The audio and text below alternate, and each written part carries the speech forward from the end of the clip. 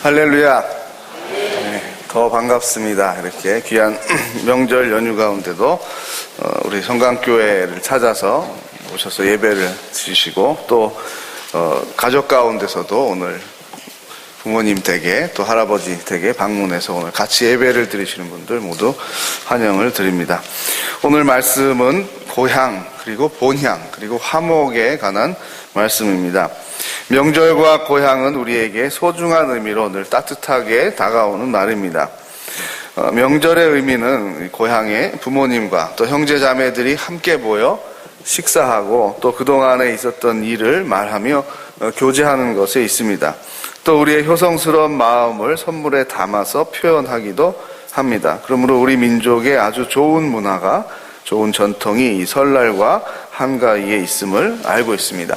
사전을 찾아봤더니 고향이 이렇게 사전에 쓰여 있었습니다. 고향의 뜻, 태어나서 우리가 자란 곳, 조상 때부터 우리가 살아온 곳, 이렇게 쓰여 있었습니다. 그러나 고향이 그러면 왜 중요한지는 충분히 이 정의에 들어있지가 않았습니다. 그래서 좀 곰곰이 생각을 해봤습니다. 저는 이렇게 한번 정의를 해봤습니다.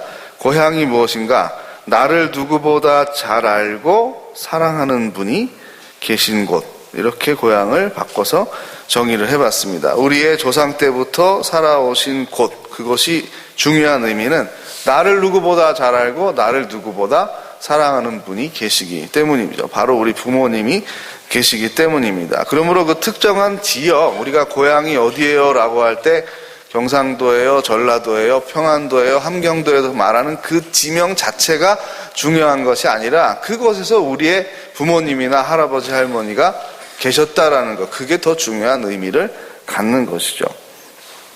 제 부모님께서 오래전에 안성의 어느 기도원에서 그 원장님이 좀 몇 년 동안 맡아달라 그래서 거기서 사신 적이 있습니다. 우리 집안하고 안성은 뭐 하든 어떤 연고가 없습니다. 저도 뭐 가본 적도 없고 그저 연고가 있다면 가끔 안성탕면을 좀 끓여 먹었을 뿐이죠. 그렇게 안성만 알고 있었는데 그곳에 보통 1시간 거리 아닙니까? 그런데 그 명절이 되니까 귀향길에 오른 차들이 고속도로에 가득 차서 3시간이 좀 더 걸려서 안성에 있는 기도원에 갔습니다. 근데 부모님이 우리가 막힌다고 중간에 말씀을 드리고 들어가시라 그랬는데도 그렇게 좀 이렇게 외진데 있었는데 큰 길까지 계속 나와서 서서 기다리고 계신 것 같았습니다. 그래서 막힌다고 들어가시라 그래도 오래 거기서 기다리신 거죠. 우리들은 급하게 사온 선물들을 가서 끌러 놓으면 맛있는 음식을 무공의 그 농산물들로 식사를 제공해 주시고 또 우리가 돌아갈 때 가득 큰아이, 작은아이, 딸아이 이렇게 다 이걸 만들어서 잔뜩 자동차의 트렁크에 가득 농산물들이 이제 실어져 있었던 것을 기억을 합니다. 그때 제가 돌아와서 잠깐 그냥 아마추어로 이렇게 시를 하나 썼는데요. 젊은 사람들은 주보를 보시면 되고요. 좀 잘 안 보이실 것 같아서 제가 한번 이렇게 자막에 큰 글씨로 봤습니다. 제가 한번 읽어보겠습니다.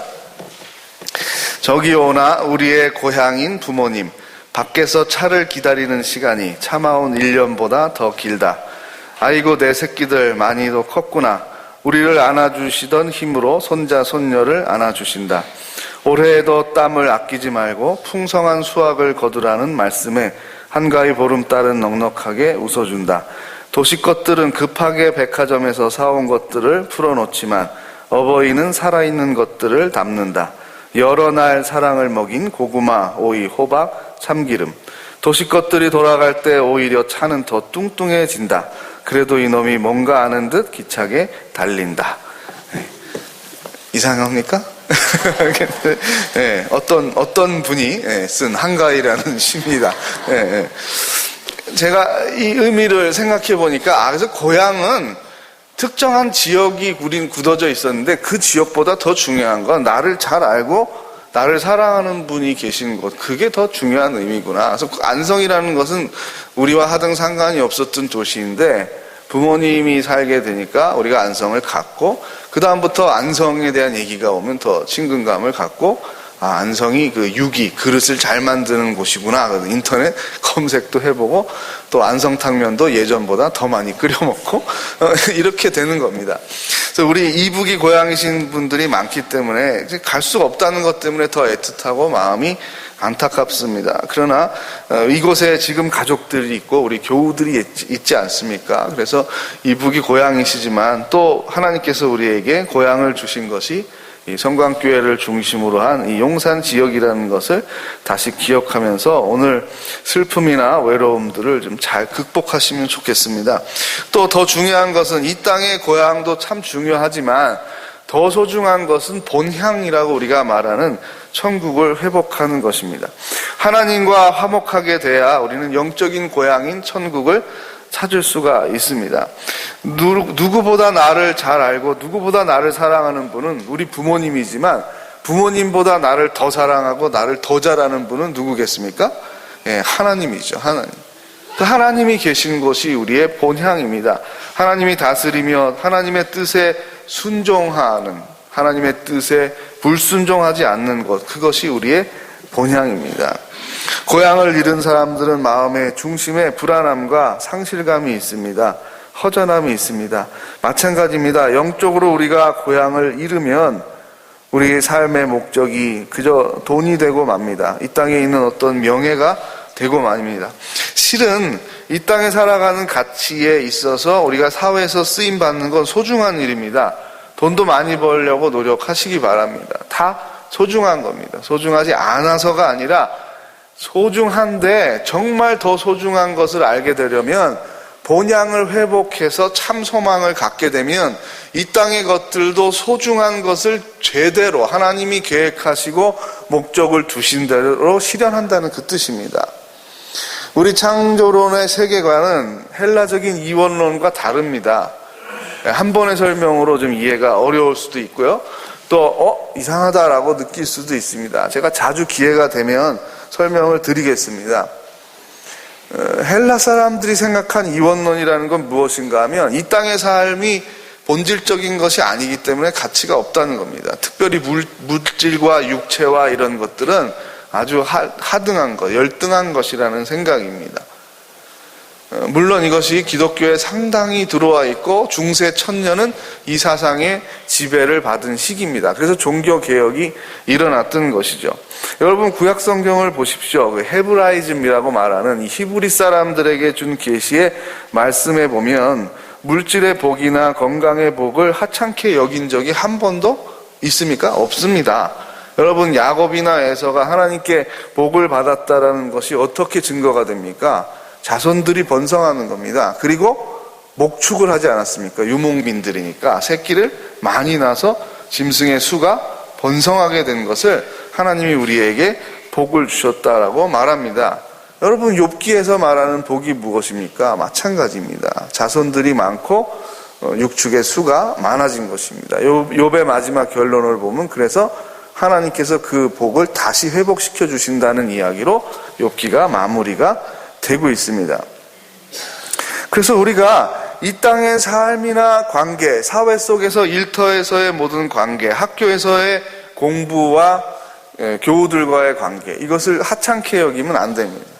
모두가 소중한 것입니다. 하나님께서 주신 시간이고 하나님께서 주신 물질이고 하나님께서 주신 우리의 재능입니다. 그 어느 것 하나도 낭비하지 말라는 것입니다. 그래서 달란트의 비유, 무서운 말씀과도 그래서 일맥상통하는 것이죠.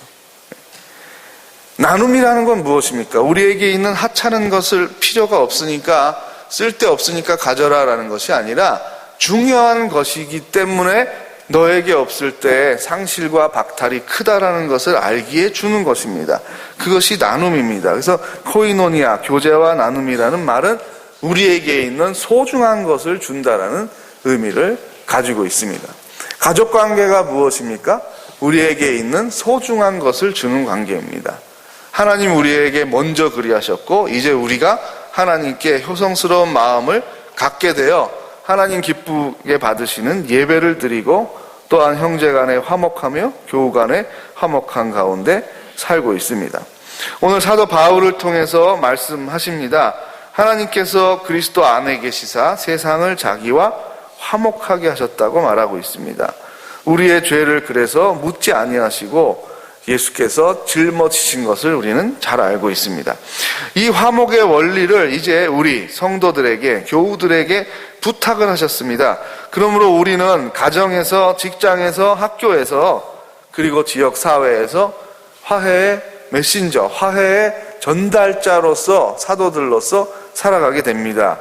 프란체스코는 평화에 우리가 도구로 쓰임받게 해달라고 평생을 기도를 했습니다. 하나님께서 우리를 권면하십니다.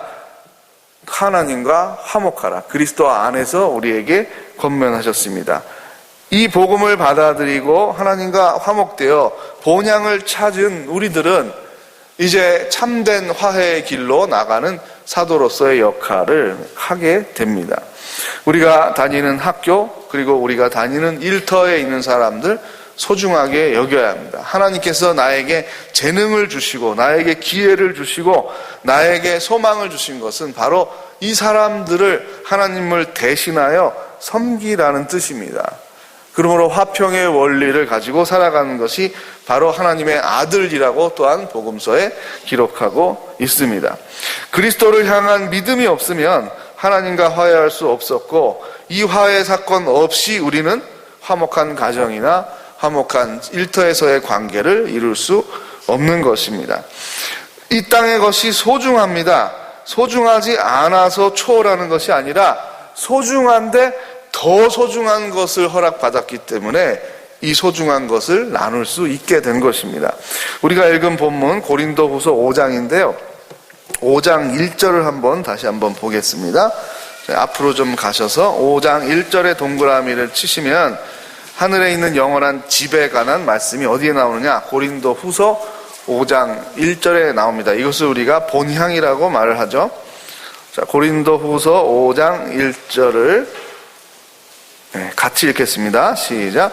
만일 땅에 있는 우리의 장막 집이 무너지면 하나님께서 지으신 집 곧 손으로 지은 것이 아니요 하늘에 있는 영원한 집이 우리에게 있는 줄 아나니. 아멘. 그렇죠?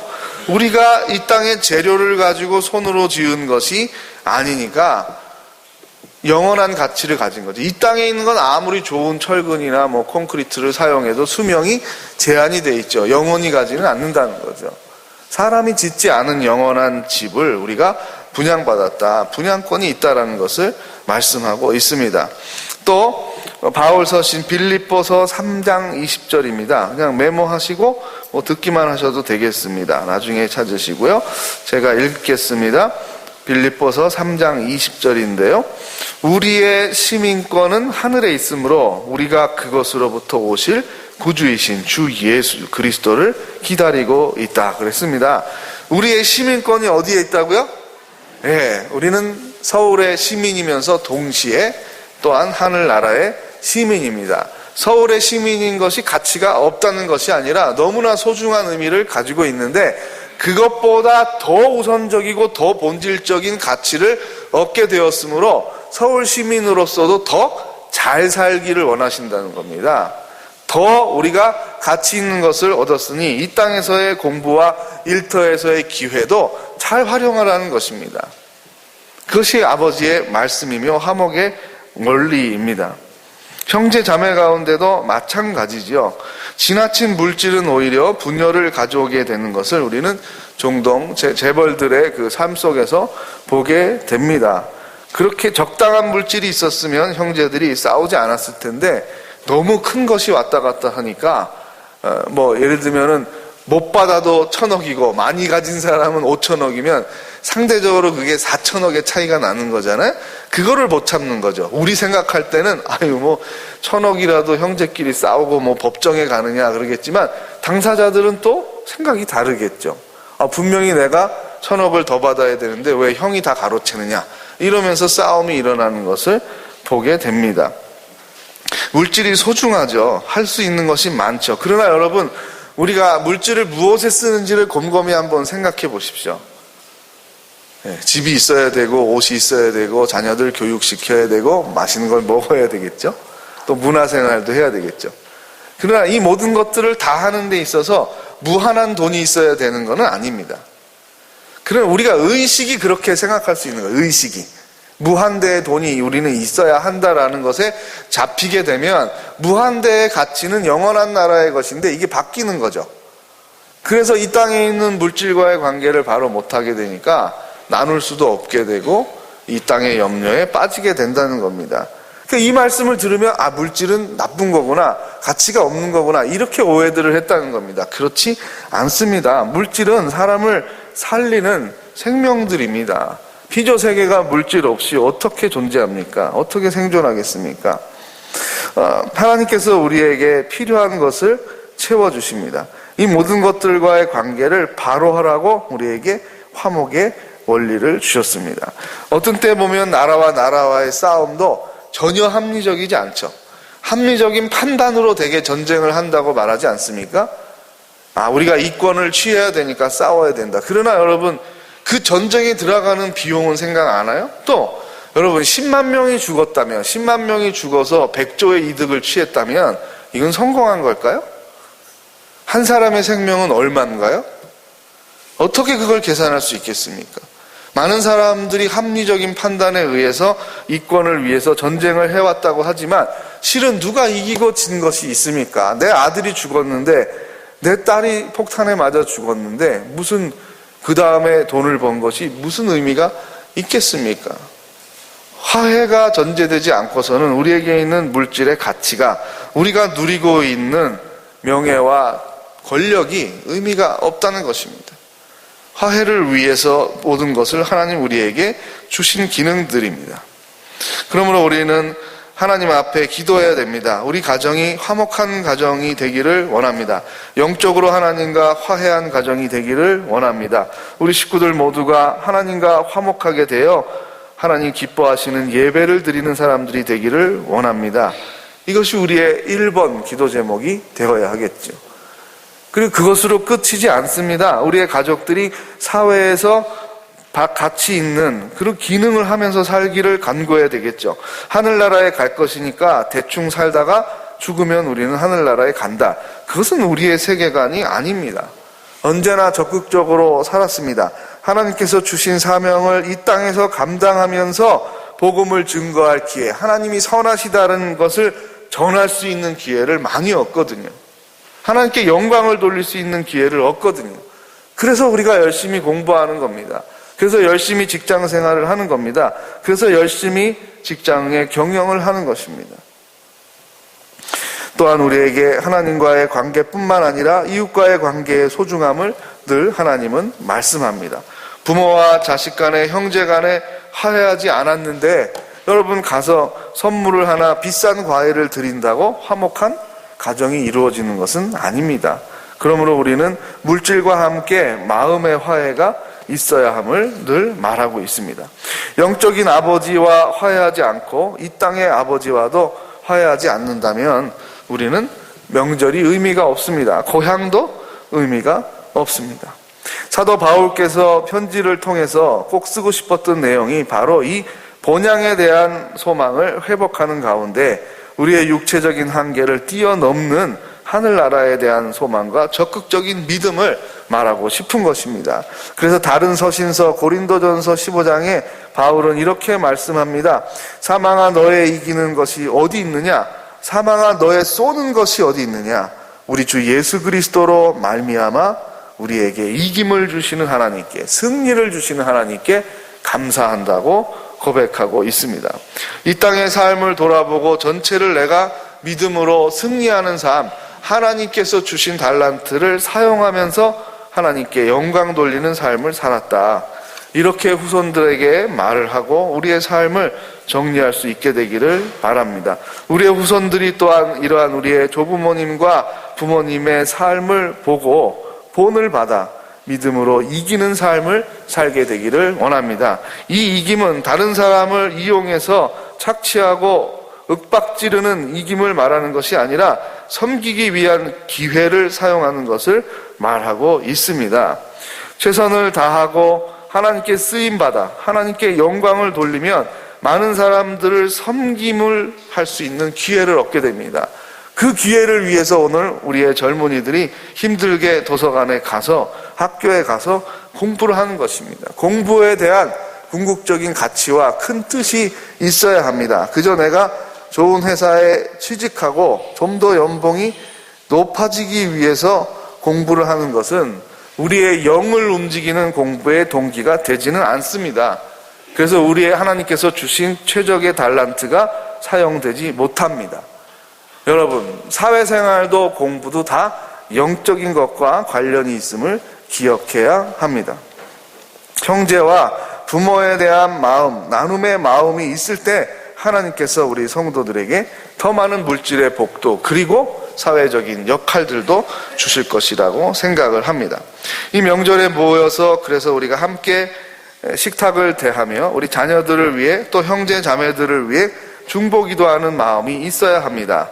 우리 형의 직업은 무엇이고 어떤 일을 하고 내 동생은 어떤 일을 하고 내 조카들은 어떤 일을 하고 그것이 어떻게 하나님께 쓰임받으면 좋겠는가라는 기도 제목을 얻는 그런 명절이 되면 좋겠습니다. 뭔가 달라야 되겠죠. 우리 그리스도인들의 명절은 어떻게 다른 것인가? 우리 사랑하는 가족들이 하나님과 어떻게 친밀한 관계를 누리고 영적으로 성장하고 있는가? 사회생활 가운데 어떻게 쓰임받으면 좋겠는가? 우리 가문의 좋은 신앙의 유산의 전통이 문화가 어떻게 만들어지면 좋겠는가? 그리고 그것이 사회생활과 어떻게 연결시키도록 자녀들에게 권면하고 가르칠 것인가? 이 부분들이 다 우리 명절을 맞는 그리스도인들에게 하나님께서 주시는 말씀입니다. 어느 화가가 이 세상에서 가장 아름다운 광경을 목격하고 그림을 그리겠다라는 목표로 여행을 다녔습니다. 많은 철학자들을 만나고 여러 왕들을 만났습니다. 많은 사람들에게 물었습니다. 가장 아름다운 것이 무엇입니까? 어떤 사람은 믿음이라고 말했습니다. 어떤 사람은 사랑이라고 말했습니다. 어떤 사람은 평화라고 말을 했습니다.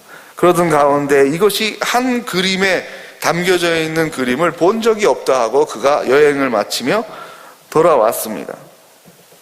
그런데 아이들이 뛰어나오면서 아빠하고 안겼습니다. 이 아이들의 모습 속에서 전적으로 자신을 신뢰하는 것을 그 눈동자를 발견할 수 있었습니다. 여보 어서 오세요 하고 말하는 아내의 눈시울이 뜨거워진 그 눈물 속에서 사랑을 보았습니다. 함께 식탁을 대하며 대화하는 가운데 이 가정에 있는 평화를 보았습니다. 바로 우리 가정이 세상에서 가장 아름다운 그림이라는 것을 이 화가가 깨달았다고 합니다. 우리의 가정이 그렇게 될 수 있습니다. 그러나 우리의 능력만으로는 안 됩니다. 우리는 연약합니다. 지극히 이기적입니다. 가족관계 가운데서도 우리는 이기적입니다. 기도하지 않으면 더 친밀해지기 어렵습니다. 기도하지 않으면 더 효성스러운 자녀가 되기 어렵습니다. 다 영적인 것과 관련이 있습니다. 하나님과의 수직적인 관계 그리고 그 충만한 관계 가운데서 이웃과의 수평적인 관계가 온전하게 됩니다. 그것이 크로스, 만나는 이 십자가의 영적인 의미라고 많은 사람들이 설명을 하고 있습니다. 성강교회 교우 여러분, 우리의 삶에는 가치가 있습니다. 하나님을 통하여 우리는 가치를 얻게 되었습니다. 하나님과 화목한 사람들, 그래서 천국에 대한 소망을 찾은 사람들은 가족들과도 화목합니다. 그러므로 감사함으로 어제를 기억할 수 있고 성실하게 오늘을 살아갑니다. 행복하게 내일을 맞으며 참된 소망 가운데서 나눔의 삶, 화평의 삶을 살 수 있습니다. 이러한 삶을 하나님은 기대하시고 우리를 교회로 부르셨습니다.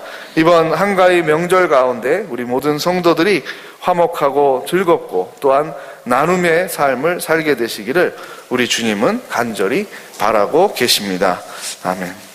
찬송 220장 1절에 찬송을 드리겠습니다. 찬송 220장 1절입니다.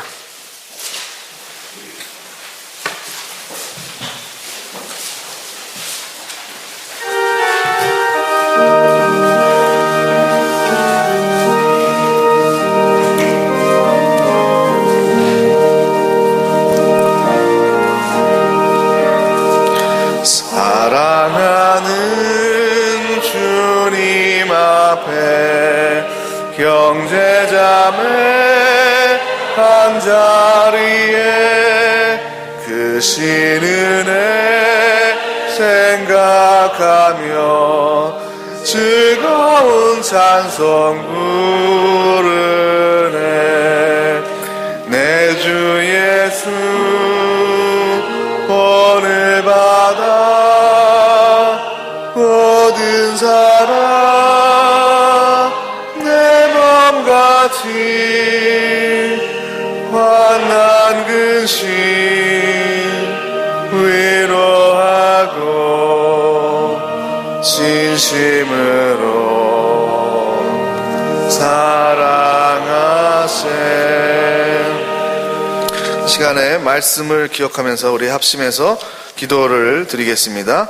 하나님과 화목하여 더욱더 영적으로 친밀한 관계를 누리게 하여 주시고, 아직 하나님을 인격적으로 만나지 못한 우리의 가족들이 있으면 이 시간에 중보기도를 통하여 하나님 명절 가운데 잘 권면하게 하시고, 마음에 거부감이 아니라 진실된 사랑의 권면으로 받아들이게 해달라고 기도해 주시고, 더욱더 화목한 또 나눔이 있는 명절 되게 해달라고 이 시간 함께 기도하겠습니다. 하나님 아버지, 오늘 고린도후서의 말씀을 통하여 하나님 아버지와 우리가 화해되었으며 그리스도 안에서 평화를 누리고 있음을 배웠습니다. 이 복음의 진리 가운데 있는 우리들이 또 가족들과 화목하게 되기를 원합니다. 부모에게 또 조부모에게 효성을 다하는 우리들의 삶이 되기를 원합니다. 우리의 연약함, 우리의 이기심을 넘어서는 우리의 화목함과 사랑을, 섬김을 허락하여 주시기를 원합니다. 우리의 부모님들에게 건강을 주시기를 원합니다.